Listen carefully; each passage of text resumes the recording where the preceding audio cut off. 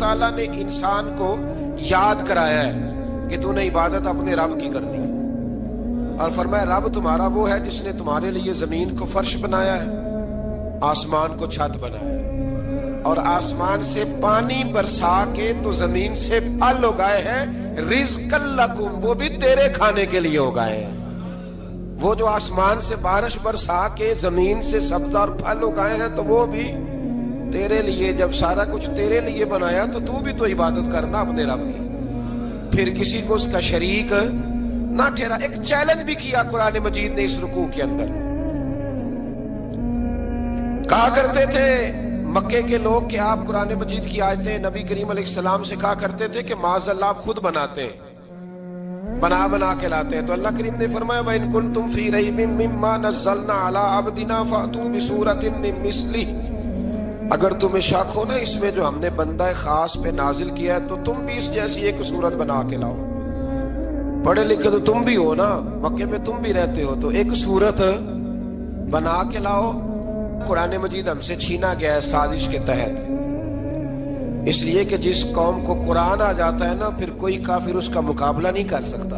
دیکھیں نا، اگر کافروں کے پاس جواب ہوتا قرآن پاک کا تو بدر اور احد میں نا کوئی آیت بنا کے لاتے، قرآن کے مقابلے کی تلواریں لے کے نہ آتے، ان کے پاس جواب ہی نہیں تھا۔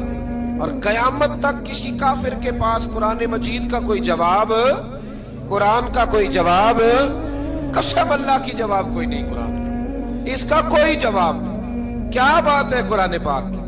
وہ ایک دفعہ مسلمہ کذاب بے ایمان کہنے لگا میں نے بنا لیا ہے قرآن پاک کا جواب۔ معاذ اللہ، جواب کیا بنایا؟ وہ سورت ہے نا القاریہ ملقاریہ، وما ادراک ملقاریہ، کھڑکھڑانے والی کیا ہے، کھڑکھڑانے والی تمہیں کیا پتا کیا ہے کھڑکھڑی، قیامت کا ذکر ہے۔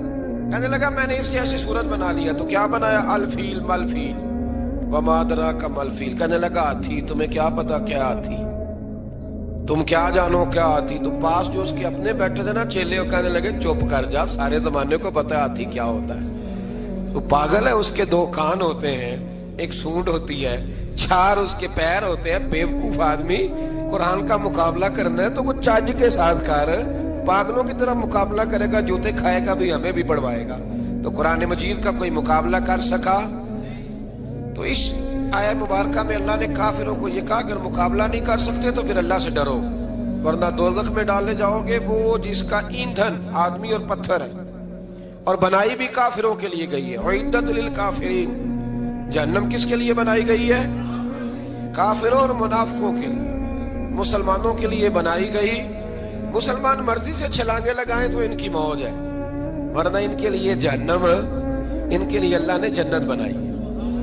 اور یہ بات کرتے ہی رب کریم نے فرمایا اے محبوب علیہ السلام، مومنوں کو خوشخبری دے دے کہ اللہ نے ان کے لیے جنت بنائی ہے، اس میں باغات ہیں، انہیں رزق دیا جائے گا کھانے کے لیے، اور اس میں انہیں پاکیزہ بیویاں دی جائیں گی، اور پھر وہ اس میں ہمیشہ رہیں گی، انہیں اس سے نکالا نہیں جائے گا۔ آگے جو آیات کریمہ ہے نا اس کے اندر اللہ تبارک و تعالیٰ نے فرمایا ہے کہ اللہ حیا نہیں کرتا سمجھانے کے لیے، مچھر کی مثال بھی دینی پڑے۔ فرمایا قرآن سے کچھ لوگ ہدایت حاصل کرتے ہیں اور کچھ گمراہ ہو جاتے ہیں۔ جب لوگ اپنی مرضی کی تشریحات چاہتے ہیں تو گمراہ ہوتے ہیں، اور جب قرآن کو رسول اللہ صلی اللہ علیہ وسلم اور امت مسلمہ کی تشریحات کی روشنی میں سمجھتے ہیں تو پھر اللہ ہدایت عطا فرماتا ہے۔ پھر اللہ تبارک و تعالیٰ نے آگے ارشاد فرمایا حضرت آدم کی پیدائش کا واقعہ۔ کچھ مفسرین نے لکھا اللہ نے مشورہ کیا تھا فرشتوں سے، وَإِذْ قَالَ رَبُّكَ لِلْمَلَائِكَةِ إِنِّي جَاعِلٌ فِي الْأَرْضِ خَلِيفَةً، لیکن کچھ مفسرین کہتے ہیں کہ اللہ کو ضرورت نہیں فرشتوں سے مشورہ کرنے کی، اللہ نے فرشتوں سے مشورہ نہیں کیا، بلکہ رب نے انہیں آگاہ فرمایا تھا کہ میں لگا ہوں زمین پہ اپنا نائب بنانے، میں خلافت دینے لگا ہوں زمین پہ۔ اب یہ تو دینے والی کی مرضی ہے نا اس نے کس کو دینی ہے، یہ تو دینے والے کی مرضی ہے نا اس نے۔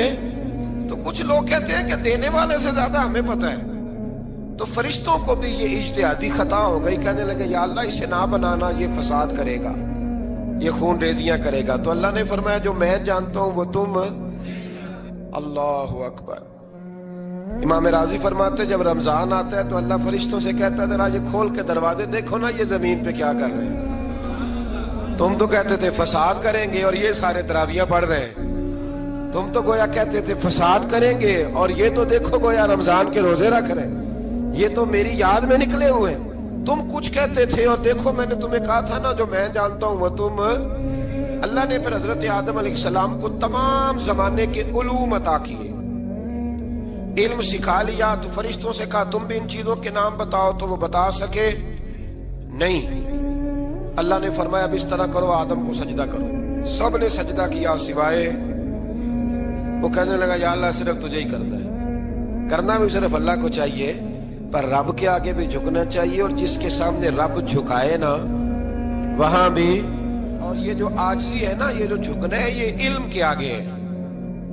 ہماری مصیبت یہ ہے کہ ہم علم کے آگے بھی گردن جھکانے کو تیار نہیں ہوتے, وہاں بھی ہم خود عالم فاضل بن جاتے ہیں. تو فرمایا کہ سب سے کہا سجدہ کرو. سب نے سجدہ کیا سوائے ابلیس کے. تو پھر ہوا کیا, وکان من الکافرین, وہ کافروں میں سے ہو گیا. پھر اللہ نے حضرت آدم کو اور جناب حوا کو نا مقام دے دیا جنت میں رہنے کے لیے, اور کہا سارا کچھ کھانا, درخت کے قریب نہ جانا.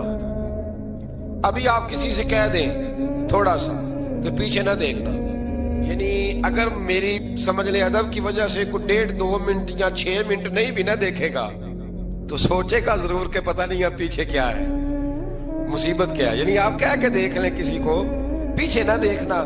فطرت ہے نا انسان کی, وہ جستجو کرتا ہے. کہا اس درخت کے پاس نہ جانا. تو حضرت حوا سلام اللہ علیہ کہتے ہیں دل میں خیال رہتا تھا کہ آخر ہے کیا درخت کے پاس.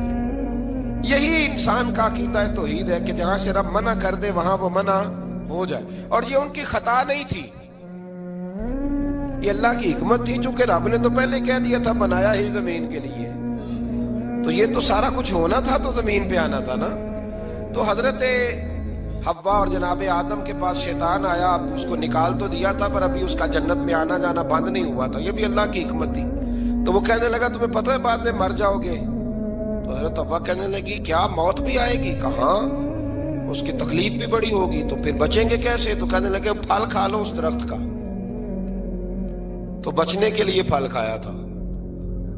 جس طرح لوگ آج بہت سارے کام بچنے کے لیے کرتے ہیں پر بچ سکتے, بچنے کے لیے پھل کھایا. تو اللہ نے فرمایا زمین پہ چلے جاؤ. تو حضرت آدم زمین پہ آئے, پھر کئی 100 سال روتے رہے. فتلقى آدم من ربه کلمات, تو پھر اللہ نے خود ہی جناب آدم کو کچھ کلمے سکھائے.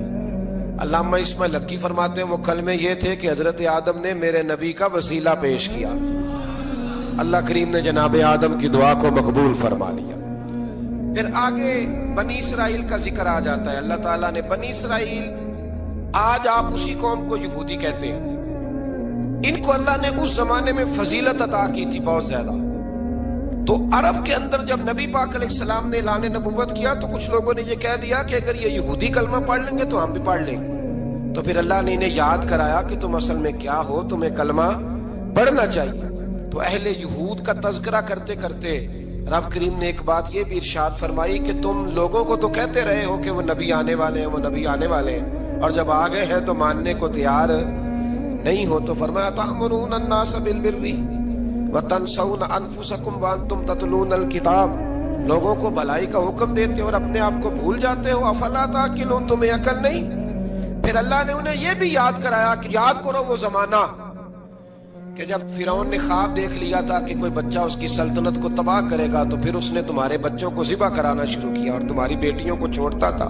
فرمایا یہ بھی تو تم نے دیکھا, میں نے تمہیں پھر تم سے کہا جہاد کرو قوم عمالقہ کے خلاف, تو مقام طیہ میں جا کے یہ لوگ کہنے لگے ہم سے جہاد نہیں ہوتا. اللہ نے انہیں ایک میدان میں قید کر دیا. بڑی دلچسپ بات, قید تو لوگ ہوتے ہیں نا 4 دیواری میں, تو اللہ نے بنی اسرائیل والوں کو جب انہوں نے کہا جہاد نہیں کریں گے تو اللہ نے میدان میں قید کر دیا. میدان میں, یہ یاد رکھیں, جب انسان اللہ کی نافرمانی کرتا ہے تو اسے ایسی قید ملتی ہے جس کا اس نے تصور بھی نہیں کیا ہوتا. ایک میدان ہے مقام طیہ, قید ہو گئے. سارا دن سفر کرتے تھے, سارا دن, تو رات کو تھک کے سوتے تھے, صبح اٹھتے تھے نا جب, تو وہیں ہوتے تھے جہاں کل صبح چلے تھے. تو رب جب کسی کو قیدی بناتے ہیں تو اسے زنجیروں کی, سلاخوں کی ضرورت دعا فرمائے اللہ تبارک و تعالی غموں سے نجات عطا فرمائے. یہ دعا فرمائے، ایسی قید دیتا ہے کہ جس سے پھر چھٹکارا ہو سکتا۔ تو بنی اسرائیل کا بہت زیادہ تذکرہ اس بارے میں اللہ تبارک و تعالیٰ نے پھر بیان کیا، اور پھر کہا کہ انہیں جو حکم دیا جاتا تھا یہ اس کی سرتابی کرتے تھے، پھر اللہ نے ان پر ذلت نازل کر دی اور یہ ہمیشہ اس کا شکار رہے۔ قوم سبت کا ذکر فرمایا اللہ نے، ہفتے والے دن کچھ لوگ نافرمانی کرتے تھے۔ ہمارے بھی ہیلے بہانے ہیں نا آج کل کاروبار میں، تو اسی سپارے کی آیت نمبر 65 کے اندر اللہ تعالیٰ نے حضرت داؤد کی قوم کا ذکر کیا کہ اللہ نے انہیں حکم دیا تھا کہ ہفتے والے دن مچھلیاں نہیں پکڑنی، تو وہ کہتے تھے چلو ہاتھ لگا کے نہیں پکڑنی، ہاتھ لگا کے۔ وہ ہمارے لوگ ہیلے بہانے تلاش کر لیتے ہیں نا، وہ بڑے جناب انشورنس والا آ گیا، اب وہ بینک والا آ گیا، وہ فلانے صاحب آ گئے، وہ تروڑ مروڑ کے کہانیاں باتیں، اور پھر ہمیں بھی رستے مل جاتے ہیں بچنے کے۔ مفتی صاحب نے کہہ دیا تھا، ایک مولانا سے میں نے ان کو کہا ہفتے والے دن مچھلیاں نہیں پکڑنی، کہا نہیں پکڑتے، چھوٹے چھوٹے حوض بنا لیے تو مچھلیاں زیادہ آتی تھی اس دن۔ یہ بھی اللہ کی قدرت تھی، نماز کے وقت گاہک زیادہ آتے ہیں، یہ اس کی قدرت ہوتی ہے۔ تو وہ مچھلیاں حوض میں جمع ہو جاتی، یوں سمجھ لیں کہ جال انہوں نے لگا لیے ہوئے تھے، تو جال میں وہ پھنستی رہتی تھی، حوضوں میں آتی رہتی تھی۔ ہفتے کو نہیں پکڑتے تھے، اتوار کو پکڑ لیتے تھے، تو پھر اللہ نے انہیں سزا دی۔ فرمایا تماشے کرتے ہو اللہ کے حکم کے ساتھ، کیا سزا دی؟ فَقُلْنَا لَهُمْ كُونُوا قِرَادَةً خَاسِئِينَ، فرمایا بندر بن جاؤ دھتکارے ہوئے۔ جو رزق حرام طریقے سے کماتے تھے رب انہیں بندر بنا دیتا تھا۔ ابھی بھی میں نے دیکھے ہیں بڑے بڑے تاجر پاگلوں جیسی زندگی گزار رہے ہیں، نفسیاتی طور پہ سکون نہیں ہے، کروڑوں روپیہ پڑا ہے۔ کیوں؟ اس لیے کہ رب کے بتائے ہوئے طریقے کے مطابق تجارت نہیں کرتے۔ آگے ایک اور دلچسپ بات آ گئی، بنی اسرائیل کے اندر نا ایک شخص نے اپنے چچا کو قتل کر دیا جائیداد کے لیے۔ یہ دیکھیں کب سے لوگ جائیداد کے لیے قتل کرتے آ رہے ہیں۔ چچا کو قتل کر دیا، اور قتل کر کے حضرت موسیٰ علیہ السلام کے پاس آئے کہ میرے چچا کو کسی نے قتل کر دیا ہے، تو بتائیں کیا کرنا ہے؟ تو آپ نے فرمایا کہ گائے ذبح کرو، اور اس کا ایک ٹکڑا مقتول کو مارو، مرنے والے کو، وہ خود اٹھ کے بتا دے گا مجھے کس نے قتل کیا ہے۔ اب ارادہ نہیں تھا گائے ذبح کرنے کا، تو بہانے کرنے لگے۔ ارادہ نہیں نہ ہوتا تو پھر کیا ہوتے ہیں؟ کہنے لگے گائے کس طرح کی ہو، بوڑھی ہو کہ بچی ہو، رنگ کیسا ہو، جوان ہو کہ چھوٹی ہو، حال میں ایک دفعہ چلنا سیکھ گئی ہو یا ابھی نہ سیکھی ہو، تو بتاتے گئے۔ تو رب بھی شرطیں بیان کرتا گیا، گہرے زرد رنگ کی ہو، حال کے اندر اسے نہ چلایا گیا ہو، پانی نہ نکالا گیا ہو، نہ بچی ہو نہ جوان ہو، اس کے درمیان ہو۔ یہ ساری شرطیں کہاں پائی جاتی تھی؟ حضرت موسیٰ علیہ السلام کی قوم کا ایک شخص تھا جو اللہ کا ولی تھا۔ وہ جب انتقال کرنے لگا نا، اللہ اکبر، دیکھو رب ولیوں کی اولادوں پر بھی کتنا فضل فرماتا ہے۔ وہ جب انتقال کرنے لگا تو ایک اس کے پاس چھوٹی سی بچیا تھی، گائے کی بچی، اس نے جنگل میں چھوڑ دی۔ کہنے لگا یا اللہ میں تیرے نام پہ چھوڑتا ہوں، میرا بچہ جوان ہو جائے تو اسے دے دینا، اور تو سرمایہ ہی کوئی نہیں۔ بچہ بڑا ہوا تو بچہ بھی بڑا نیک تھا، اپنی ماں کا بڑا فرما بردار تھا۔ اس کی ماں نے کہا بیٹا تیرے باپ نے ایک گائے چھوڑی تھی، تو بچہ جنگل میں گیا اور جا کے کہنے لگا اے اللہ میری گائے مجھ سے ملا دے۔ تو رب کریم نے وہ گائے واپس کر دی، وہ گائے گھر لے آیا۔ اب وہ کہنے لگا اماں بیچ دوں، تو اماں کہنے لگی بیٹا میرے پوچھے بغیر نہ بیچنا۔ کئی دفعہ کہا لگے، پر اس نے کہا جب تک میری اماں نہ کہے گی میں بیچوں گا۔ ادھر بنی اسرائیل والے شرطیں جتنی گائے کے بارے میں پوچھ چکے تھے وہ ساری اسی گائے میں پائی جاتی تھی۔ تو یہ ڈھونڈتے ڈھونڈتے وہاں پہنچ گئے، تو کہنے لگے گائے چاہیے۔ تو اس نے کہا بھی تمہاری مرضی سے نہیں، قیمت میری مرضی کی۔ ایک مفسر نے تو یہاں تک لکھا ہے کہ اس نے کہا گائے ذبح کر کے نا، تو جتنا گائے کے اندر گوشت ہوگا نا اتنا ہی کھال کے اندر تو مجھے مال بھر کے دو گے، اتنے ہی سکے بھر کے دو گے، اتنی اشرفیاں بھر کے دو گے، تو پھر تمہیں گائے دوں گا۔ تو پھر یہ گائے انہیں ملی اور یہ گائے لے کر کے آئے۔ زیادہ سوالات نہ کرتے تو زیادہ الجھتے نہ۔ ہم بھی دین کے معاملے میں بڑے سوال جواب کرتے ہیں، اتنا سوال کریں جتنی اس کی ضرورت ہے۔ ان لوگوں نے سوالات زیادہ کیے تو پھر الجھ زیادہ گئے۔ تو میرے بھائی اس کا ذکر بھی اللہ تبارک و تعالیٰ نے پہلے پارے کے اندر بیان فرمایا. پھر اللہ کریم نے فرمایا کہ کچھ ایسے لوگ بھی ہیں یہودیوں میں سے جن کا دعویٰ ہو گیا ہے کہ ہم اللہ کے بڑے پیارے ہیں. فرمایا یہ صرف ان کے منہ کی باتیں ہیں, یہ تو قیامت میں پتہ چلے گا نا کہ اللہ کا پیار کس کے ساتھ زیادہ ہے. اور پھر یہ بھی یہودیوں نے دعویٰ کیا ہے, اسی پارے میں اللہ فرماتے ہیں کہ ان کا دعویٰ ہے کہ ہم اللہ کے بڑے پیارے ہیں, جنت میں ہم ہی جائیں گے. تو اللہ فرماتے ہیں پھر مرنے کی دعا تو کرو, جنت میں تو مر کے جانا ہے نا. لیکن رب فرماتے ہیں یہ کبھی مرنے کی دعا نہیں کریں گے, اس لیے کہ انہیں پتہ ہے کہ ہم نے آخرت کے لیے کیا بھیجا. لیکن جی پہلا حکم آ گیا یا ایھا الذین آمنوا کہہ کے, پہلی آیت قرآن پاک پہلے سپارے میں پہلی آیت جس میں اللہ نے کہا یا ایھا الذین آمنوا. تو پہلا حکم آمنو کہہ کے آیت نمبر 104 میں جو اللہ نے حکم دیا ہے نا, وہ نبی پاک کی تعظیم کا حکم ہے. پہلا حکم ہی اللہ نے حضور کی عزت اور ناموس کا ارشاد فرمایا. پہلا اس ترتیب کے لحاظ سے وہ ہوا یہ کہ جب نبی پاک کو بات ارشاد کرتے تو صحابہ کرام اٹھ کے عرض کرتے رائینا یا رسول اللہ, حضور سمجھ نہیں آئی ذرا رعایت کر دیں. تو یہودیوں کی عبرانی زبان کے اندر نہ ذرا کھینچ کے پڑھتے تھے رائینا, تو اس کا معنی بنتا تھا معاذ اللہ اے ہمارے چرواہے. بکریاں چرانے والے کو بھی وہ رائینا کہتے تھے. تو جب صحابہ یہ کہنے لگے تو اللہ نے منع ہی کر دیا. فرمایا میرے محبوب کے غلاموں, اس لفظ کے پیچھے چھپ کے, اس لفظ کے پیچھے چھپ کے لوگ میرے نبی کی بے ادبی کر جاتے ہیں. تو جس لفظ کا کوئی ایک معنی بے ادبی والا بنتا ہو وہ لفظ بھی میرے نبی کے لیے نہ کہو. لفظ وہ والے کہو جس میں کوئی بے ادبی کا معنی نکلے نہ.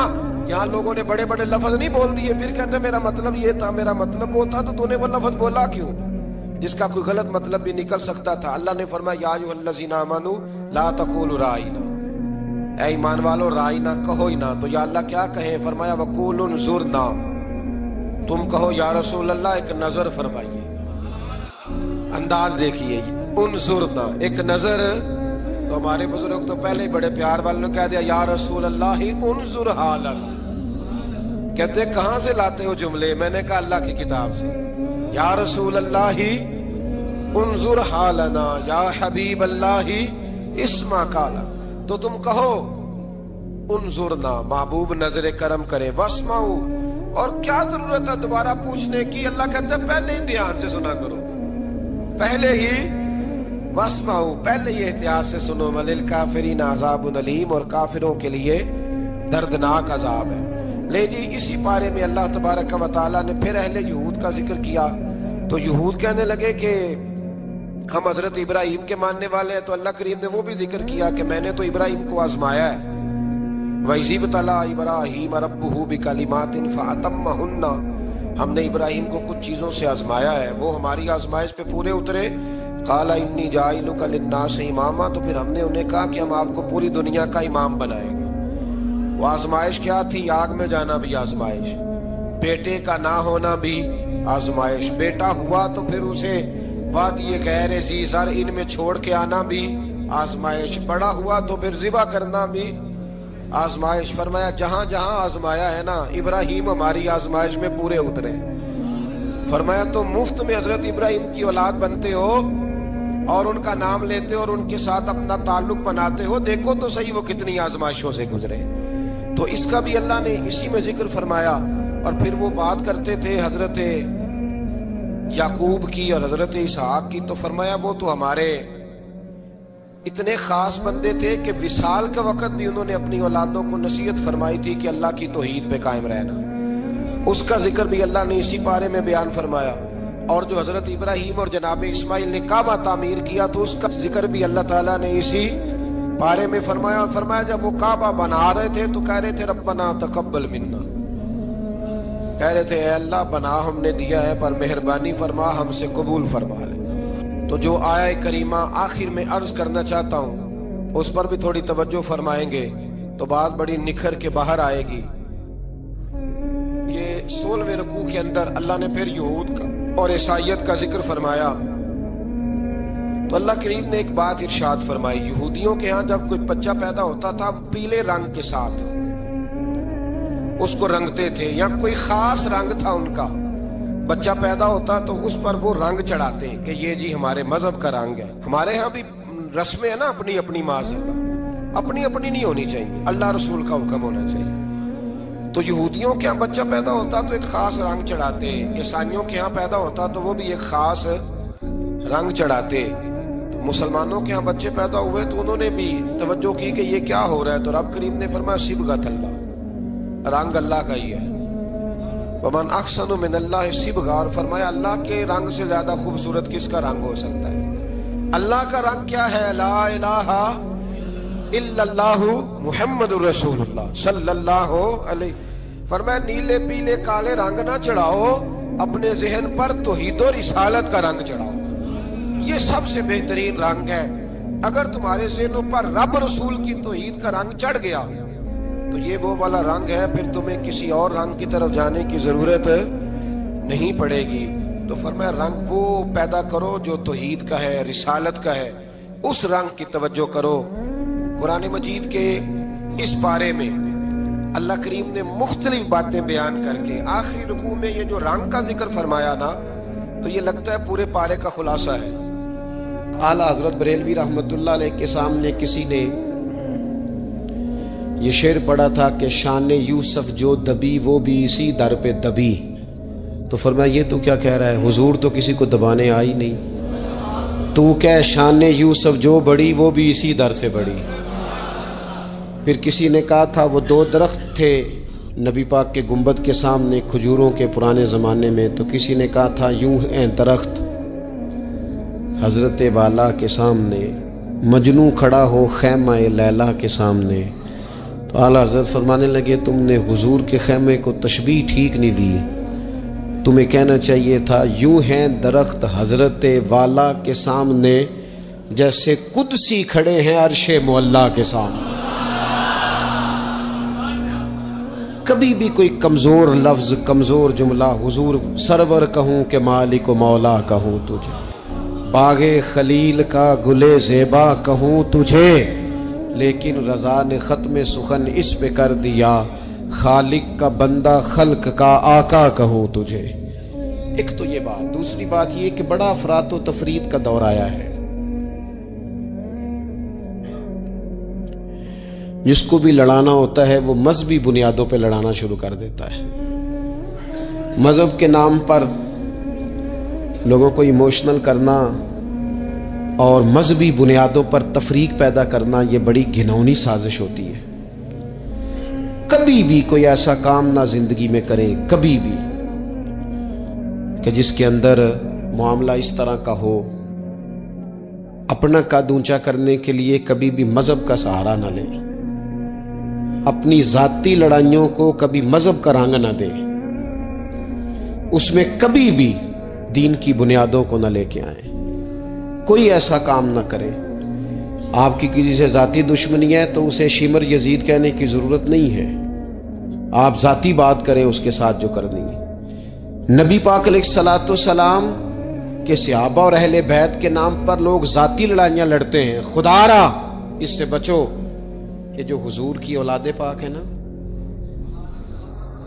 جو نبی پاک کی، میں اللہ کے گھر میں مسجد میں بیٹھا ہوں، میرے مرشد کی اولاد کیا اس دروازے سے جو گزر جائے وہ بھی میرے لیے قابل احترام رہا، اور میرے استاد صاحب کے بچے، میں آپ کو دیانتداری سے کہتا ہوں کبھی آ جائیں تو مجھے سمجھ نہیں آتی میں بٹھاؤں کہاں، اس لیے کہ اصلاں نال جنے کی کریے اور نسلاں تاک نہیں بھول دے۔ استادوں کے بچے آ جائیں تو بٹھانے کو جگہ نہیں ملتی، اگر استادوں کے بچوں کا یہ حال ہے تو رسول پاک کی اولاد کا کیا حال ہونا چاہیے۔ نبی پاک کی اولاد پاک کے بارے میں کبھی بھی اپنی طبیعت میں کوئی کمزور بات نہ رکھنا۔ نبی کریم نے فرمایا اے اللہ یہ میرے حسن اور حسین ہیں، میں ان دونوں سے محبت کرتا ہوں، تو بھی ان سے محبت فرما۔ اور پھر محبوب فرمانے لگے اے اللہ جو میرے حسن حسین سے محبت کرے تو ان سب سے بھی محبت فرما۔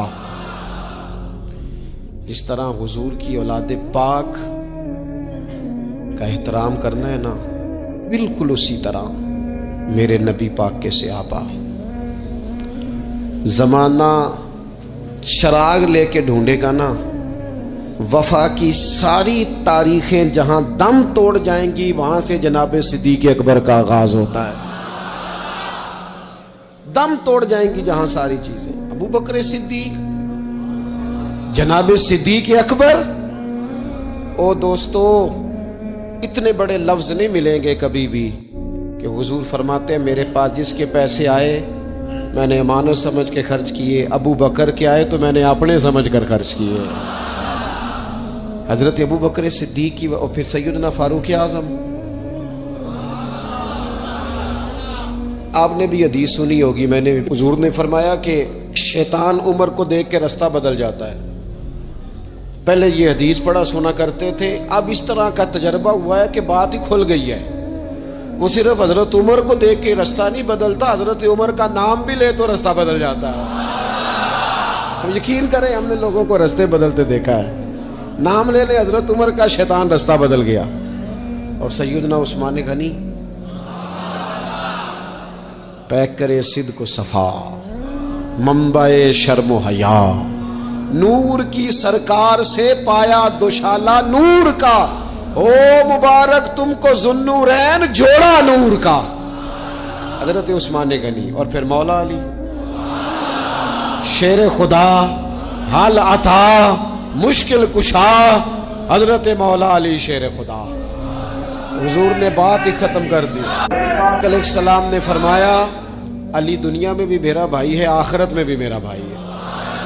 हुजूर के जमी सहाबा, जमी सुन ले, जमी सहाबा बशमूल कातिब वही सैयदना अमीर मुआविया रदी अल्लाह तआला अन्हु, जमी सहाबा, हर एक का अदब, एहतराम और रूह और दिल से अपनी तबीयत में पैदा रखना। कभी किसी चक्कर लोग आपको फलसफा सुनाएंगे, फलसफा तो लोग अब्बा के खिलाफ भी सुनाते हैं। फलसफे की रंग में तो लोग ये भी कहते हैं कि तेरा भाई तेरा असल में दुश्मन है। फलसफे में तो लोग बड़ी चीजें ले आते, तो कि लोगों की कहानियां सुन के कभी चक्कर में ना पड़ना। अकीदे को मजबूत रखना। और दूसरी मैं आप हजरात से गुजारिश करूंगा, अपनी जिंदगी से काम लें, अपनी जिंदगी को बामकसद बनाएं। उससे पहले कि वजूद थकने लगे, बीमार होने लगे, कमजोर होने लगे, ऐसा वक्त आ जाए कि लोग नमाजें भी कुर्सियों पे पढ़ने लगे, अपने आप से काम लें, सख्त मेहनत का आदी बनाएं अपने आप को, जद्दोजहद करें। ये ढेर सारी तादाद में उन लोगों की देखता हूं जो काम नहीं करते, मेहनत नहीं करते। नबी पाक सल्लल्लाहु ताला अलैहि वसल्लम के सामने से एक नौजवान गुजरा तो कुछ लोगों ने कहा या रसूल अल्लाह सल्लल्लाहु ताला अलैहि वसल्लम, ये माल कमाने के लिए जा रहा है, काश ये अल्लाह के रास्ते में जिहाद के लिए सफ़र करता। तो हुजूर फरमाने लगे अगर ये अपने बच्चों की रोज़ी के लिए बंदोबस्त करने जा रहा है फिर भी अल्लाह के रास्ते में ही है। माँ बाप, बहन भाई, बीवी बच्चों के हुकूक अदा करने के लिए कोशिश कर रहा है तो भी अल्लाह के रास्ते में ही है। और अगर इसलिए कोशिश कर रहा है कि मैं किसी के सामने हाथ फैलाने से बचूं तो फरमाया फिर भी अल्लाह के रास्ते में ही है। मेहनत करें, जद्दोजहद करें, सहारे ना तलाश करें और अपनी जिंदगी इस तरह की मेहनत वाली बनाएं कि आप थक जाएं शाम को। एक लंबी तादाद है लोगों की जो काम नहीं करती, कोशिश नहीं करती, तगोदो नहीं करती। कोई भी आप किसी शोबे से भी वाबस्ता हैं, बजाय इसके कि दूसरे शोबे को ठीक करने की कोशिश की जाए, हम जिस शोबे में हैं हम उस शोबे में मेहनत करें, कोशिश करें। मैं इस नतीजे पे पहुंचा हूं कि जो टाइम इंसान बचाता है ना आराम के लिए, उस टाइम में बेपनाह सुस्ती उसे घेर लेती है। हम छोटे होते थे बचपन में, स्कूल से एक छुट्टी करते थे फिर दूसरी करने को भी दिल करता था, दूसरी करते थे फिर तीसरी करने को भी दिल करता था। गाड़ी उसी का नाम है जो चलती रहे, ड्यूटी उसी का नाम है जो हमेशा की जाए। जिंदगी में मुसलसल जद्दोजहद करेंगे, मुसलसल काम करेंगे, उसका नतीजा ये निकलेगा कि आप महसूस करेंगे कि आपका वजूद जो है वो बड़ी सलाहियतों वाला है, वो बेकार नहीं है। मुसलसल काम। आप अंबिया किराम अलैहिमुस्सलाम की ज़िंदगी देखें, सहाबा की ज़िंदगियाँ देखें, अहले बैत की देखें, औलिया अल्लाह की देखें, बुजुर्गान दीन की देखें। आप देखें कि उन्होंने काम कितना कितना बड़ा किया है।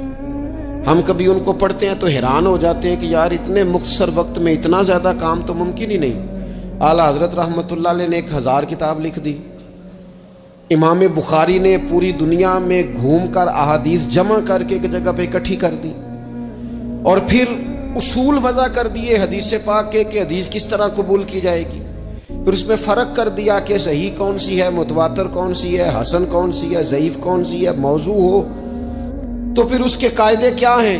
اتنا کام بزرگوں نے کر دیا، جد و جہد تھی زندگی میں، مسلسل ڈیوٹی کرتے تھے۔ جب مسلسل کام کرتے ہیں نا، نبی پاک صلی اللہ تعالی علیہ وسلم نے فرمایا جو آدمی محنت کرے، کوشش کرے اور شام کو تھک کے سو جائے، اللہ اس کے پچھلے گناہوں کو معاف فرما دے۔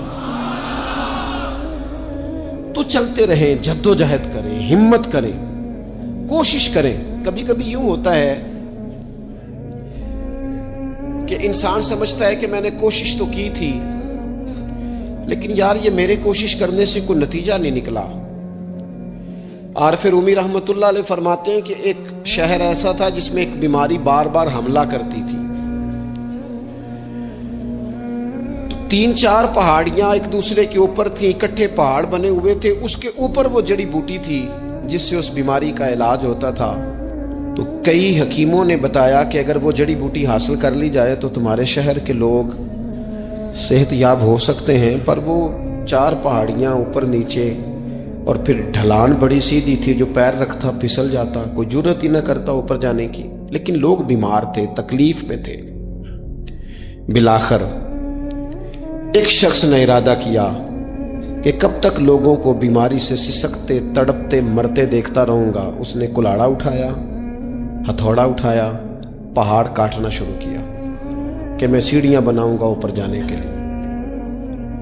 فرماتے ہیں کہ وہ پہاڑ کاٹ رہا تھا تو جو قریب آتے تھے نا، وہ اسے کہتے تھے پاگل ہو گیا تو وہ اکیلا بندہ کیسے پہاڑ کاٹے گا، بیوقوف ہے، چھوڑ دے۔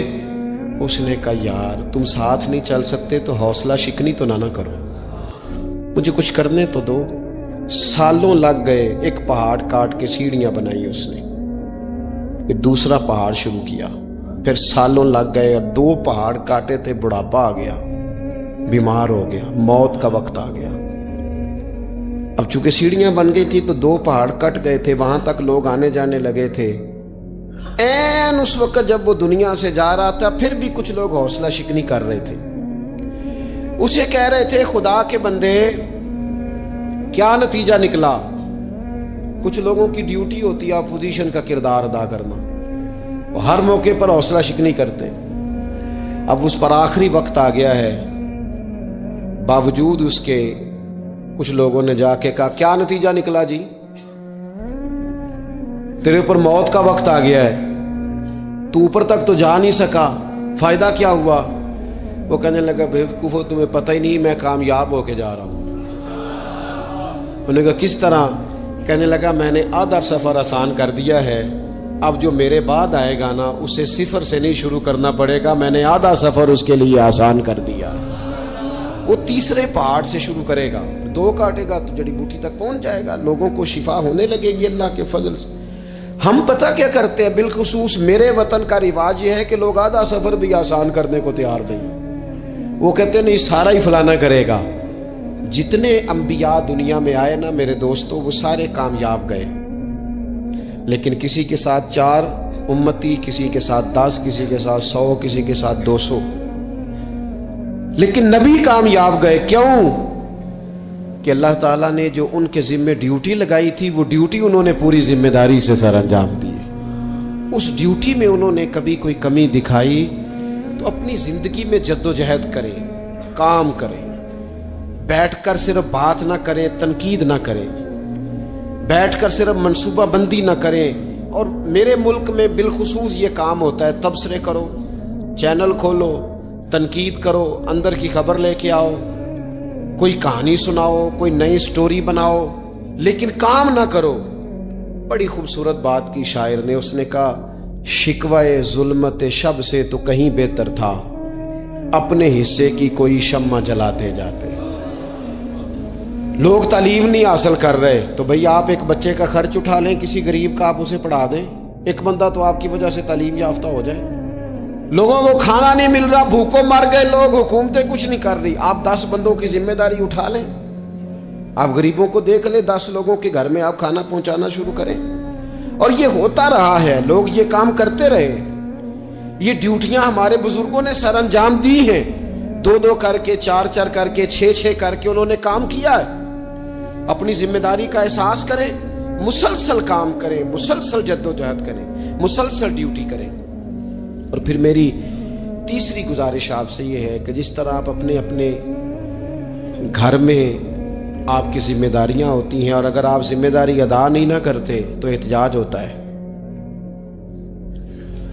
ماں کو ٹائم نہیں دیتے تو ماں بھی احتجاج کرتی ہے، گھر والی کو ٹائم نہیں دیتے تو وہ بھی احتجاج کرتی ہے، دوستوں کو وقت نہیں دیتے تو وہ بھی اس کا شکوہ کرتے ہیں۔ تو آپ کے ذمے جتنی بھی ذمہ داریاں ہیں، آپ پڑھاتے ہیں، کلاس میں وقت پہ نہیں آتے تو اس کا اظہار کیا جاتا ہے۔ ہم نے اپنے اپنے ذمے جو ذمہ داریاں لی ہیں پوری کرتے ہیں۔ میں آج آپ کو یہ پیغام دینا چاہتا ہوں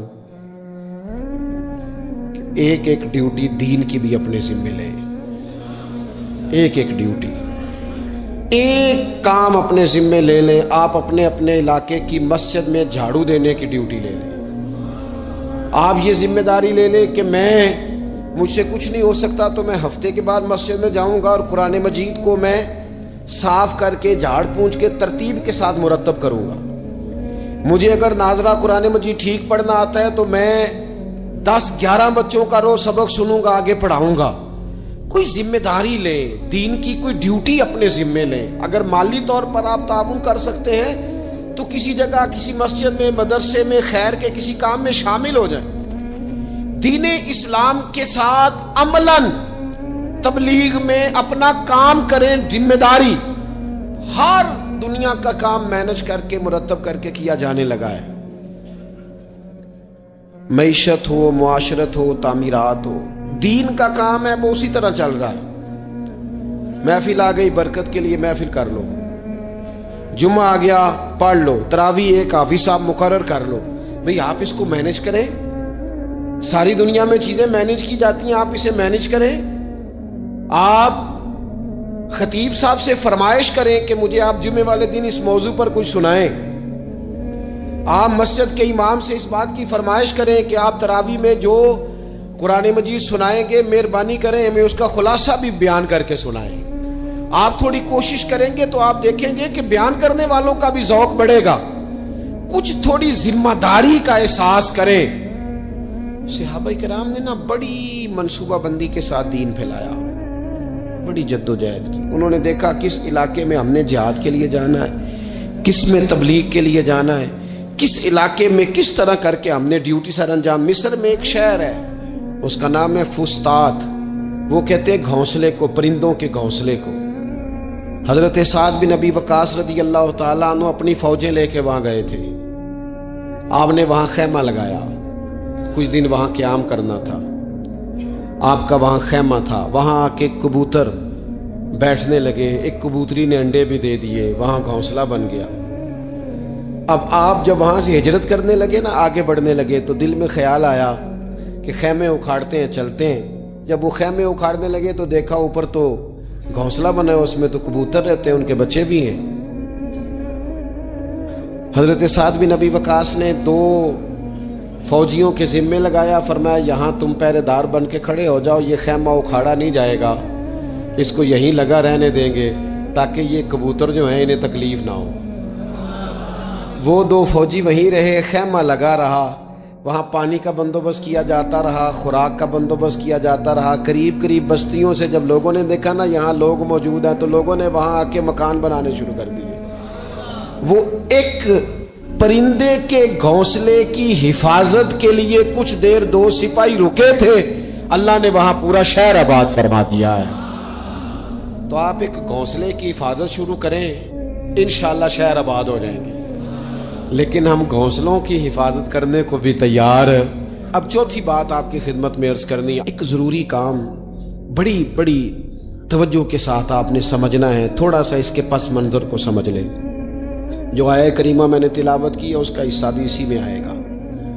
دنیا کا نظام 2 طریقوں سے چلتا ہے، ایک ہے نظام اسباب اور ایک ہے نظام غیب۔ ایک نظام اسباب سے چلتا ہے کہ آگ جلاتی ہے، پانی ٹھنڈا کرتا ہے، انسان ماں باپ کے ملاپ سے پیدا ہوتا ہے۔ دنیا نظام اسباب سے چلتی ہے اور اسی ترتیب سے نظام آگے چل رہا ہے۔ اور ایک ہے نظام غیب، جب اللہ اپنی رحمت کا فیصلہ فرمائے، تو ایک نظام وہ بھی ہے۔ وہ کیسے ہے؟ آگ جلاتی ہے، لیکن جب رب چاہے نا تو حضرت ابراہیم کے لیے ٹھنڈی ہو جاتی ہے۔ یہ کیا ہے؟ یہ نظام غیب ہے۔ نظام اسباب یہ ہے کہ ماں باپ کے ملاپ سے اولاد پیدا ہوتی ہے، اور اگر رب چاہے نا تو حضرت عیسیٰ علیہ السلام کو بغیر باپ کے بھی پیدا فرما دیتا ہے۔ ہم جو مسلمان ہیں نا، ہماری ساری کی ساری توجہ نظام اسباب پہ ہو گئی ہے۔ اسباب پورے جمع کرو، لیکن اپنے رب کی بارگاہ کی طرف رجوع بھی کرو۔ کئی دفعہ نا اسباب سارے بندے کے ہاتھ سے چھوٹ جاتے ہیں، پھر اسے ضرورت ہوتی ہے دست غیب کی، اللہ اس کی مدد کرے۔ جو آیہ کریمہ میں نے قرآن مجید کی پڑھی ہے، اس میں اللہ کریم نے فرمایا یا ایھا الذین آمنوا توبوا الی اللہ توبۃ نصوحا، اے ایمان والو اپنے رب کی طرف رجوع کرو، اپنے رب کی بارگاہ میں توبہ کرو، پر توبہ سچی کرنا، رجوع الی اللہ کرو، اللہ کی طرف رجوع کرو۔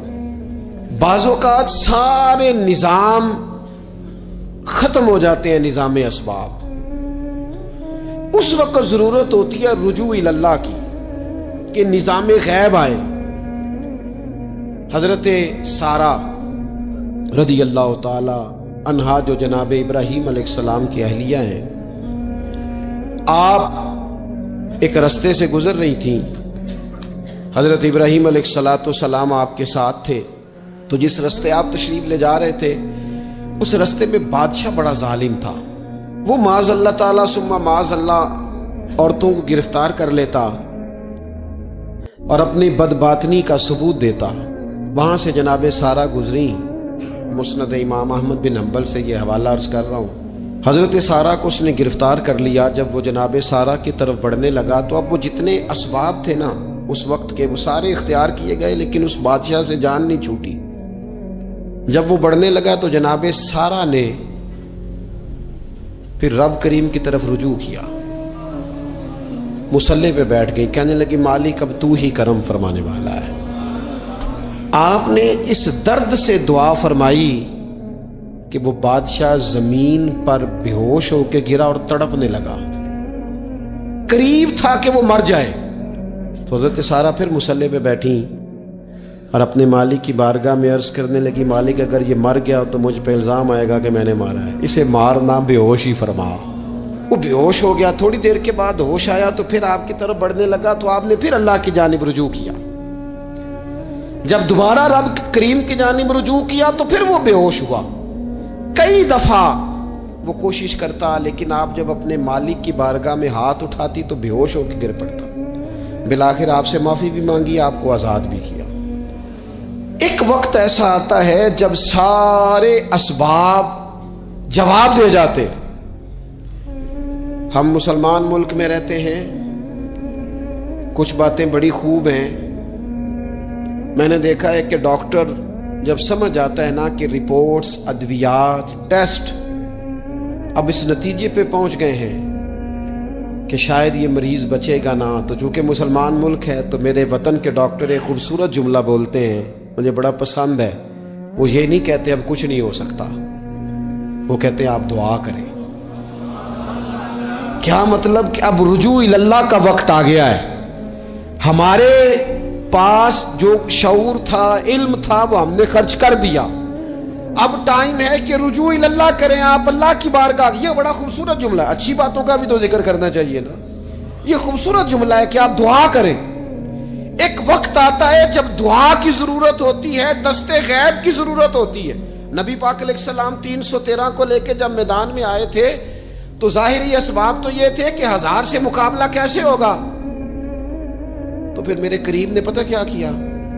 حضور نے پھر رب کریم کی طرف رجوع فرمایا، اور پھر اللہ کی مدد فرشتوں کی صورت میں آئی۔ ایک خاتون تھی، حضرت زنیرہ رضی اللہ تعالی عنہ، یہ صحابیہ ہیں، یہ مسلمان ہو گئی، کفار نے انہیں مارا، تکلیف تھی، بڑی اذیت سے گزری، یہاں تک کہ ان کی بینائی چلی گئی۔ جب نظر آنا بند ہو گیا نا تو دور تھا مکے کا، کفار کی عورتوں نے معاذ اللہ تانا دیا کہ دیکھا نا لات و منات، یہ ان کے بتوں کے نام ہے، معاذ اللہ لات و منات تیری نظر لے گئے، اب تو کیا کرے گی؟ تو انہوں نے جب یہ تانا دیا تو جناب زنیرہ رضی اللہ تعالی عنہ نا ایمان، عقیدہ، یقین، توکل، اللہ کی بارگاہ کی طرف رجوع، سارے حوصلے جمع کر کے کہنے لگی چپ کرو، اگر میرا رب چاہے گا تو اسی طرح میری آنکھیں واپس لوٹا دے گا، پورے توکل سے۔ اور پھر آپ نے دعا مانگی، اے اللہ مہربانی فرما، یہ مجھے تانا دیتے ہیں کہ اگر تو نے دل مسلم کی دل جوئی نہیں تو تانا دیں گے بت کے مسلم کا خدا کوئی نہیں، مالک مہربانی فرما۔ وہ رجوع اللہ کیا، رات کو سوئی تھی تو آنکھوں میں روشنی نہیں تھی، جب صبح اٹھی تو دونوں آنکھوں کو اللہ نے روشن فرما دیا تھا۔ میں عرض کر رہا ہوں کہ وقت ہے ہمارے اوپر کہ اب ہمیں اپنے رب کی بارگاہ کی طرف رجوع کرنا چاہیے۔ جب بندہ اللہ کی جانب رجوع کرتا ہے نا، نبی پاک علیہ السلام نے فرمایا جب تم استغفار کرتے ہو نا تو اللہ ہر مشکل سے نکلنے کے لیے تمہیں رستہ عطا فرماتا ہے، اور اللہ تمہیں وہاں سے رزق عطا کرتا ہے جہاں سے تمہارا کبھی گمان بھی نہیں گیا ہوتا۔ کبھی نہ توجہ کریں، جب پوری طرح ٹوٹ جائیں نا پھر توجہ کریں رب کی جانب، جب پوری کوشش کریں کام نہ ہو تو پھر بیٹھ جائیں اپنے مالک کی بارگاہ میں، مالک اسباب جمع کر لیے اب تو مدد فرما۔ جب پوری طرح حضرت ابراہیم علیہ السلام کے پاس مہمان بڑے آیا کرتے تھے، مہمان نواز بھی بڑے تھے، بغیر مہمان کے کھانا ہی نہیں کھاتے تھے، بڑے مہمان نواز تھے۔ تو قحط پڑ گیا مصر میں، غلہ ہی نہیں ملتا۔ حضرت ابراہیم کا ایک دوست تھا، آپ فلسطین میں تھے، وہ مصر میں تھا، آپ نے اس کے پاس اونٹ بھیجے کہ 4-5 اونٹوں پر غلہ اناج رکھ کے مجھے روانہ کر تاکہ میں اپنے جو میرے پاس مہمان جمع ہیں ان کو کھانا تو دے سکوں۔ وہ اونٹ روانہ ہو گئے، حضرت حکیم الامت مفتی احمد یار خان صاحب رحمۃ اللہ لکھا ہے، چلے گئے اونٹ، اب مہمان جمع ہیں، ان کو بھی خبر دے دی گئی ہے کہ آپ فکر نہ کریں، غلہ مصر سے آنے لگا ہے، کھانا ملے گا۔ لیکن جب وہاں اٹھ گئے تو انہوں نے کہا قحط چونکہ بہت زیادہ تھا، اناج ساری ہم تقسیم کر چکے ہیں، اب تو ہمارے پاس غلہ نہیں ہے۔ وہ خالی آ گئے واپس۔ جب وہ خالی واپس آ رہے تھے نا اونٹ، تو جو آپ کے خدام لینے گئے تھے ان کے دلوں میں یہ خیال آیا کہ ہم اگر خالی واپس جائیں گے تو وہ جو مہمان ہیں وہ دیکھیں گے تو وہ تو بڑی آس امید لگائے بیٹھے ہیں کہ ہمیں آج کھانا ملے گا، تو وہ تو بیچارے مایوس ہو جائیں گے۔ انہوں نے اس طرح کیا کہ رستے میں کچھ ریت بھر لی ان بوریوں میں اور اونٹوں پہ ان کو رکھ لیا تاکہ پھر جا کے حضرت ابراہیم سے عرض کریں گے، وہ خود ہی لوگوں کو سمجھا دیں گے، ایسے خالی اونٹ لے جانا بہتر نہیں۔ حضرت حکیم الامت رحمۃ اللہ علیہ لکھتے ہیں کہ حضرت ابراہیم علیہ السلام آرام فرما تھے، خدام نے جا کے اندر جہاں وہ سامان رکھا جاتا تھا وہاں ریت سے بھرے ہوئے بوریے رکھ دیے، وہ چلے گئے۔ حضرت ابراہیم کی زوجہ جناب ہاجرہ اٹھی، انہوں نے کہا میں منہ کھولتی ہوں، گلے کا گندم پیستی ہوں، کھانا بنا کے دیتی ہوں۔ جب انہوں نے منہ کھولا نا اس کا، بوری کا، توڑے کا، اس بوریے کا، تو کہتی ہیں اتنی بہترین گندم نکلی کہ میں نے زندگی میں کبھی نہیں دیکھی تھی۔ پیسی گئی، پکائی گئی، کھانا چلنے لگ گیا۔ حضرت ابراہیم علیہ السلام بیدار ہوئے، دیکھا لنگر چل رہا ہے، مخلوق خدا کھا رہی ہے، دنیا آوے تے کھا کھا جاوے تے راضی ہوئے بلا، لوگ کھا رہے ہیں، چل رہا ہے سلسلہ۔ تو حضرت ہاجرہ، وہ خواتین گھر میں کچھ چیز آئے نا تو کہتی ہیں اس دفعہ چاول بڑے اچھے آئے، اس دفعہ گندم بڑی اچھی آئی، یا آٹا پس کے آیا، یہ بڑا عمدہ ہے۔ تو حضرت جناب ہاجرہ رضی اللہ تعالی عنہ حاضر بارگاہ ہو کے عرض کرنے لگی، یہ جو آپ کا مصری یار ہے نا، اس نے جو گندم بھیجی ہے بڑی کمال ہے، تو حضرت ابراہیم تو جانتے تھے بات کو، فرمانے لگے یہ میرے مصری یار نے نہیں بھیجی، یہ میرے عرشی یار نے بھیجی ہے، یہ عرشی یار نے بھیجی۔ اور وہ جب بھیجتا ہے تو کمال بھیجتا ہے، وہ جب عطا کرتا ہے تو بے شابی عطا کرتا ہے۔ او میرے دوستو، امت کو ضرورت ہے اس وقت دست غیب کی۔ پاکستان کبھی نہ بنتا اگر اللہ تعالیٰ کی غیبی طاقتیں مدد نہ فرماتی۔ پاکستان کبھی نہ بچے گا اگر خدا کی مدد شامل حال نہ ہوگی۔ ہمیں اجتماعی طور پر رجوع اللہ کرنا ہے۔ ہمارے جتنی انفرادی مشکلات ہیں، ہم کسی تکلیف میں دکھ میں مبتلا ہیں، اللہ کی طرف رجوع کریں، اپنے رب کی بارگاہ کی طرف رجوع کریں، اور جو ہمارے اجتماعی مسائل ہیں ان میں بھی اللہ کی بارگاہ کی طرف رجوع کریں۔ جب ہم یہ رجوع کریں گے مالک کے حضور تو پھر اللہ ہمارے لیے راستے واضح فرمائے گا۔ یہ رجوع کس طرح کیا جائے؟ میں نے اپنے ساتھیوں کے ذمے، بالخصوص جو یہاں خانقاہ شریف سے وابستہ ہیں، وہ اگر سمجھیں گے میں حکم دے رہا ہوں تو اس کو حکم سمجھ لیں، اور باقی اگر احباب میری بہت زیادہ درد مندانہ گزاری سمجھیں تو یہ میری گزاری سمجھ لیں۔ 5 وقتہ نماز کے ساتھ کچھ تھوڑی سی عبادت رات کی ضرور شروع فرمائیں۔ 2 رکعت ہو جائے لیکن رات کو تنہائی میں اپنے رب کی بارگاہ میں عبادت کے لیے ضرور حاضر۔ حضرت عبداللہ ابن عمر رضی اللہ تعالیٰ عنہ فرماتے ہیں کہ مغرب کی نماز پڑھ کے کچھ لوگ گھر چلے گئے، ہم لوگ بیٹھ گئے کہ تھوڑا سا تو ٹائم ہے، عشاء پڑھ کے ہی جائیں گے۔ فرماتے ہیں اللہ کے محبوب علیہ السلام بھی تشریف لے گئے۔ تھوڑی دیر کے بعد محبوب اس تیزی سے تشریف لائے کہ مقدس سانس پھولا ہوا محسوس ہو رہا تھا۔ ہم نے عرض کی یا رسول اللہ ہمارے ماں باپ قربان، کیا ہوا؟ تو محبوب فرمانے لگے کیا کر رہے ہو؟ عرض کی یا رسول اللہ نماز، سوچا ہے چلو تھوڑا سا تو ٹائم ہے، بیٹھتے ہیں اللہ اللہ کرتے ہیں، عشاء پڑھ کے جائیں گے۔ تو محبوب فرمانے لگے میرے پاس جبریل امین آئے ہیں، انہوں نے آ کے عرض کی یا رسول اللہ آپ کے غلام مسجد میں بیٹھے ہیں عشاء کی نماز کے انتظار میں، اور رب فرشتوں کے سامنے ان پر فخر فرما رہا ہے۔ یہ جو عبادت ہے نا نفلی، یہ طاقتور کرتی ہے بندے کو۔ حضور فرماتے ہیں کہ جب بندہ نفل پڑھتا ہے تو اللہ فرماتا ہے پھر تو میں اس کے ہاتھ بن جاتا ہوں، پیر بن جاتا ہوں، آنکھیں بن جاتا ہوں۔ کیا معنی کہ اس میں خدائی طاقتیں آ جاتی ہیں، دوست مرید بھی ہوتے ہیں، سلسلوں میں بھی داخل ہوتے ہیں۔ عبادات کا مزاج نہیں بناتے، کچھ نوافل کا ذہن ضرور بنائیں، رات کو کچھ ٹائم ضرور اللہ اللہ کریں، اپنی زندگی کا اسے معمول بنا لیں۔ اور 3 وظیفے آپ کی خدمت میں عرض کرنے ہیں۔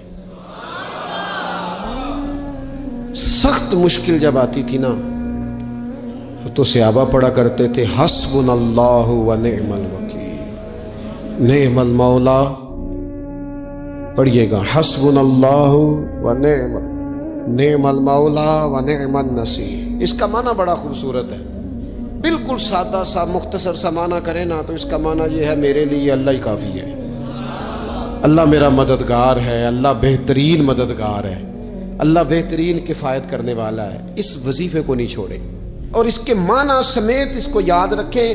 آپ محسوس کریں گے طبیعت طاقتور ہو گئی ہے، روح طاقتور ہوگی، اس کو بھولنا نہیں۔ اور دوسرا آپ سے عرض کرنا ہے کہ اعلیٰ حضرت، چونکہ ہم سلسلہ طریقت میں فاضل بریلوی سے وابستہ ہیں اور باقی جتنے بھی لوگ ہیں سارے ماشاءاللہ انہی سے وابستہ ہیں، اعلیٰ حضرت نا لا حول ولا قوت الا باللہ العلی العظیم پڑھنے کی بڑی فضیلت بیان کرتے ہیں۔ یہ ایسا وظیفہ ہے جو سب کو آتا ہے نا ماشاءاللہ۔ نبی پاک علیہ السلام نے فرمایا یہ اللہ کے عرش کے خزانوں میں سے خزانہ ہے۔ اعلیٰ حضرت فرماتے ہیں 99 دفعہ پڑھو لا حول ولا قوت الا باللہ العلی العظیم، فرمایا اللہ تعالیٰ تمہیں 99 بیماریوں سے شفا دے گا، اور اس میں سب سے چھوٹی بیماری ٹینشن کی بیماری ہے، سب سے چھوٹی بیماری غم کی بیماری ہے، چھوٹی، باقی بڑی بڑی ہوں گی۔ اس وظیفے کو نہیں آپ نے چھوڑنا، اور یہ پابندی کرنی ہے، کریں گے انشاءاللہ تعالی۔ اور تیسرا وظیفہ ہے درود پاک۔ یہ بندہ درود پاک پڑھتا ہے تو پتہ ہوتا کیا ہے، ایک بار پڑھو تو 10 رحمتیں، 2 بار پڑھو تو 3 بار پڑھو تو 4 دفعہ پڑھو تو پھر تو چاروں جانب رحمت ہی رحمت ہو جاتی ہے۔ درود پاک کو کبھی نہ چھوڑو اپنی زندگی میں۔ آج آپ اپنے آپ سے عہد کریں، کوئی رات ایسی نہ گزرے کہ درود پاک پڑھے بغیر ہمیں نیند آ جائے۔ یہ ذہن بنا، یہ 2 وظیفے اور تیسرا درود پاک۔ چوتھی بات آپ کی خدمت میں یہ عرض کرنی ہے کہ رمضان شریف آ گیا ہے۔ رمضان شریف کا قرآن پاک سے اس لیے گہرا تعلق ہے کہ شہر رمضان الذی انزل فیہ القرآن، رمضان کا وہ مہینہ ہے جس میں اللہ نے قرآن نازل فرمایا ہے۔ اس ماہ مقدس میں قرآن مجید کے ساتھ اس طرح کی دلچسپی پیدا کریں کہ جن کا ناظرہ ٹھیک نہیں ہے وہ قرآن مجید ناظرہ ٹھیک کرے، اور جن کا ناظرہ درست ہے وہ کنز الایمان لے لیں، خزائن العرفان تفسیر لے لیں، اور ایک رکوع کم از کم صبح میں، ایک شام میں، اور پورا پارا پڑھیں، پھر تو لطف نصیب ہو جائے گا۔ تھوڑا سا نا دلچسپی پیدا کریں قرآنی علوم کے ساتھ۔ بڑی خوشکی ہے، بڑے شعر یاد ہیں، بڑی کہانیاں یاد ہیں، بڑی باتیں یاد ہیں، پر قرآن پاک کے ساتھ ہماری وہ دلچسپیاں موجود۔ خاص ذوق پیدا کریں قرآنی تعلیمات کے ساتھ۔ اسلام تو کہتا ہے والذین جاہدوا فینا، تو اللہ کے راستے میں بھی جد و جہد کر، تو آگے بڑھنے کا شوق پیدا کر، تو یہ توانائی پیدا کر۔ میرے نبی کریم علیہ السلام نے اپنی امت کو مایوسی سے منع کیا، فرمایا رب سے دعا مانگو تو اس طرح نہ مانگا کرو، یہ مشکات میں حدیث ہے، فرمایا یوں نہ دعا مانگا کرو کہ یا اللہ دے چاہے نہ دے، فرمایا رب سے مانگو تو پورے شوق سے مانگو، عرض کرو یا اللہ دے تو ہی ہمیں عطا فرمائے گا، مالک عطا فرماؤ، فرمایا ذوق سے مانگو، جذبے سے مانگو۔ ہمارے ہاں استاد 2 قسم کے ہوتے ہیں، ایک ٹیچر کی ڈیوٹی ہے اسکول جانا، اس نے کوشش کرنی ہے کہ اگر کوئی موقع مل جائے بھاگنے کا تو اسکول سے نکل جاؤں، کوئی چکر چل جائے تو۔ میں بھی چھوٹا سا استاد ہوں، تو استاد ناراض نہ ہو مجھ سے، سمجھ لے میں اپنی تربیت کے لیے بات کر رہا ہوں، تو کسی طریقے سے نہ کوئی چکر چل جائے، کوئی فارم چلو مل جائے، سائن کرانے چلے جاتے ہیں، کوئی ایسا چکر چل جائے صحیح نکل جائیں، یہ ایک استاد ہے۔ ایک استاد ہے اسے شوق ہے، اسے ذوق ہے پڑھانے کا، وہ جب دیکھتا ہے نا کہ یہ کچھ بچے کمزور ہیں تو وہ کہتا ہے تم نے سیکنڈ ٹائم میرے پاس بیٹھنا ہے مفت بغیر ٹیوشن کے۔ میں نے دیکھے ہیں یہ لوگ، میں نے دیکھے ہیں، استاد اوور ٹائم دیتا ہے، ٹھیک کہہ رہا ہوں جی میں، دیتے ہیں جناب، دیتے ہیں۔ کچھ بچوں کو استاد کہتے ہیں تو گھر آ جانا، یعنی ایک استاد ہوتا ہے، ایک پرجوش استاد ہوتا ہے، ان 2 لوگوں میں فرق ہے۔ اقبال کہا کرتے تھے اگر کوئی شعیب آئے میسر تو شبانی سے کلیمی 2 قدم، کہتے تھے دعا کرو کہ حضرت موسیٰ کلیم کو کوئی حضرت شعیب علیہ السلام جیسا مل جائے، کوئی مل جائے نا ایسا، تو وہ پھر تازگی پیدا کر دیتا ہے۔ تو کچھ پرجوش، امام مالک رحمۃ اللہ علیہ کے ایک شاگرد کہتے ہیں کہ میرے استاد جو تھے وہ بڑے پرجوش تھے علم پڑھانے میں، شوق ہوتا ہے پڑھانے کا۔ یہ کچھ لوگ جمعہ پڑھاتے ہیں تو کچھ کہتے ہیں کہ ان جمعہ آ گیا تو کی کرنا ہے۔ ہمارے شاگردوں میں بھی ایسی ہیں، رات کو پوچھتے ہیں۔ ایک سے میں نے آج سویرے پوچھا، میں نے کہا بیٹے آج تو جمعہ پڑھانا ہے کی تقریر کرنے کے اندر استاد جی ڈیسائیڈ نہیں کیتا، تو میں کہ بھی تو بڑا مولوی تھا نہیں ڈیسائیڈ کیتا، میں 8 دن پہلے ڈیسائیڈ کر لینا، کیونکہ مجھے تو تیاری کرنی پڑتی ہے، بڑا علم ہوتا ہے نا لوگوں کے پاس، تو ڈیسائیڈ نہیں کرنا، بیٹھیں گے تو فر بات جاری ہو جائے گی۔ کہنے لگا نہیں وہ میں نے کہا خدا کے بندے کہتے ہو لوگ آخر میں آتے ہیں، تم بتاؤ تم تو تیاری آخر میں شروع کرتے ہو، کچھ خدا کا خوف کریں بھائی۔ ایک استاد ہوتا ہے ایک پرجوش۔ امام مالک کے شاگرد فرمانے لگے کہ ہمارے استاد پڑھانے میں بڑے باذوق تھے، ان کا جذبہ رہتا تھا پڑھانے کا، اور کتاب سے وابستہ رہتے تھے، پڑھنا پڑھانا مسائل دریافت کرنا، یہ شعبہ ہے نا جی ہمارا۔ جس طرح آپ جس شعبے سے وابستہ ہیں تو اگر آپ اس کو چھوڑ دیں گے نا، فزکس کا استاد بھی کہتا ہے کہ اگر رات کو میں خود پڑھوں گا نہیں تو سویرے پڑھا نہیں سکوں، تو اگر آپ وابستہ نہیں رہتے اپنے شعبے کے ساتھ، نئی چیزیں پیدا ہوتی ہیں، جدت آتی ہے، تو آپ کو جوش ہی نہیں ہے اس شعبے کا، تو پھر بات کیسے آگے بڑھے گی؟ تو کہتے ہیں امام مالک بڑے جب بیمار ہو گئے شدید، تو شاگرد کہتے ہیں میں تیمارداری کرنے گیا، تو میں نے جب دیکھا تو مجھے چہرہ دیکھ کے سمجھ آئی کہ امام مالک کا اب آخری وقت ہے، بڑے کمزور ہو گئے، اور معدے میں اور پیٹ میں اتنی تکلیف تھی کہ انہیں دودھ پلایا جا رہا تھا چمچ کے ساتھ، پیالے کے ساتھ، صرف دودھ پی سکتے تھے، کمزور ہو گئے۔ فرماتے میں جا کے بیٹھا، زندگی میں کبھی ایسا نہیں ہوا تھا کہ میں جاؤں اور امام صاحب کسی دینی مسئلے پر مجھ پر گفتگو نہ کریں، لیکن آج میرے دل میں خیال تھا کہ اب تو اس وقت تو ہوش ہی نہیں رہتی کوئی آدمی، لیکن کہتے ہیں میں جا کے بیٹھا ہی تھا کہ امام صاحب نے آنکھیں کھولی، فرمایا ماشاءاللہ آپ آئے ہیں، چلو یار میں ابھی کوئی بندہ ہی تلاش کر رہا تھا، ایک مسئلے پہ بات کرنی تھی۔ کہتے ہیں لفظ نہیں پورے ادا ہوتے، ان کے جملے ٹوٹتے ہیں، بیچارے کمزور ہو گئے، بڑھاپا ہے، ایک مسئلے پر بات کرنی تھی۔ تو فرماتے ہیں کہ میرا دل نا اتنا نرم ہوا کہ میرے آنسو بہہ گئے۔ میں نے کہا اس حال میں بھی استاد جی آپ کو دین کی فکر ہے؟ کہنے لگے یار ایک آدمی نے مسئلہ پوچھا ہے تو اس کو حل کر کے دینا ہے، یہ رسول اللہ کا دین ہے، علماء کی ذمہ داری ہے آسان کر کے لوگوں تک پہنچائیں، ہر آدمی اس تک تو میں نے وہ دینا ہے، یہ میری وفا ہے اپنے مذہب کے ساتھ، آخری دم تک دینا۔ میں اپنی حیاتی تو قربان تھی وہاں، میری محمد بکیندے گزر گئی، یہ کرنا ہے کام، لوگوں کو آسان کر کے دین پہنچانا ہے۔ فرماتے ہیں کہ میں نے کہا استاد جی فرمائیں، کہنے لگے یار یہ حج کے موقع پر جو رمی جمار ہوتی ہے، جمرے کو شیطان کو کنکر مارے جاتے ہیں، پوچھنا یہ ہے کہ دونوں طرح سے سنت ہے، پیدل بھی مار سکتے ہیں سواری پہ بھی، تو یہ بتا کہ پیدل افضل ہے یا سواری پہ افضل ہے؟ تو کہتے ہیں میں نے کہا استاد جی میرا خیال ہے پیدل افضل ہے، لوگوں کو تکلیف کم ہوگی۔ تو کہنے لگے نہیں تو نے غلط کہا ہے، کھانا نہیں کھایا جا رہا، لیکن اب استاد ہیں تو جوش کتنا ہے، فرمانے لگے تو نے غلط کہا۔ کہتے ہیں میں نے کہا پھر استاد جی سواری پہ افضل ہے اگر پیدل افضل نہیں؟ کہنے لگے نہیں تو نے پھر بھی غلط ہی کہا ہے۔ کہتے ہیں میں نے کہا حضور دونوں طرح غلط ہے تو صحیح کیسے ہے؟ فرمانے لگے بیٹے اگر اس بڑھاپے میں بھی میں مسئلہ بتانے میں تیزی نہیں کرتا، تحقیق کرتا ہوں، تو نے جوانی میں تیزی کرنی شروع کر دی ہے، سوچے ہی نہیں بات کو، فٹافٹ بیان کر دی کہ اگر یہ نہیں تو یہ حکمت والا ہے، اس کو سمجھنا پڑتا ہے، حکمت کے ساتھ پھیلتا ہے۔ کہتے میں نے کہا استاد جی حکم کریں پھر آپ بتائیں کیسے افضل ہے؟ فرمانے لگے مستحب ہے، اچھا عمل ہے کہ ایک شیطان کو کنکر مار کے تو دعا مانگی جائے، اور اتنی دیر مانگی جائے جتنی دیر میں انسان 20 آیات قرآن پاک کی پڑھ لیتا ہے، اور یہ مستحب عمل ہے، یعنی کرے تو ثواب ہے، نہ کرے تو گناہ نہیں۔ مستحب ہے کہ دوسرے کو کنکر مار کے پھر دعا مانگی جائے، تیسرے کو کنکر مار کے کھڑے نہیں ہونا، دعا مانگتے مانگتے چلے جائیں۔ تو فرمانے لگے مسئلہ سن، جس نے چونکہ مستحب ہے مانگے چاہے نہ مانگے، تو جس نے تو کنکر مار کے دعا مانگنی ہے نا، اس کے لیے افضل یہ ہے کہ وہ پیدل کنکر مارے، اور جس کا ارادہ دعا مانگنے کا نہیں نا، اس کے لیے افضل یہ ہے کہ وہ سواری پہ بیٹھ کے کنکر مارے، تو دونوں جہتیں بدل جائیں گی۔